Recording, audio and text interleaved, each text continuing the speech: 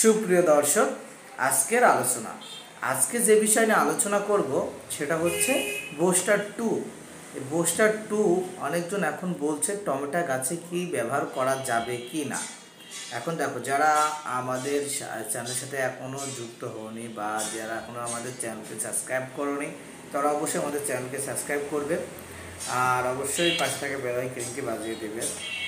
আর যাদের পরামর্শ লাগবে, আমি তোমাদেরকে সবাইকে বলে থেকেছি যে যাদের পরামর্শ লাগবে অবশ্যই তারা আমাদের কাছে কিন্তু ভিডিও পাঠিয়ে দিবে এবং বা তোমার বাগানের ছবি সহ পাঠিয়ে দিবে।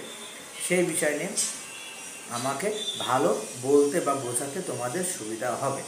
তো যাই হোক, একজন আমাদের কাছে জিজ্ঞাসা করেছে বুস্টার 2 এর কাজ কি বেশি করে থাকে আর হচ্ছে বুস্টার 2টা কি টমেটোতে দেওয়া যাবে কি না। এখন দেখো, আমি তোমাদেরকে বলি, বিভিন্ন রকমের বাজারে কিন্তু ওষুধ আছে, অর্থাৎ কীটনাশক আছে।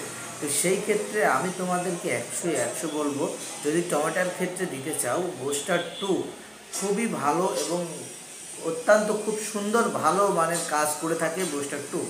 তাই অবশ্যই যারা তোমরা এখনও বুস্টার 2 টমেটোতে স্প্রে করোনি, তারা অবশ্যই বুস্টার 2টা টমেটোতে স্প্রে করো, খুব সুন্দর কাজ করবে। এবার দেখো বুস্টার 2টা কী কাজ করে থাকে বেশি।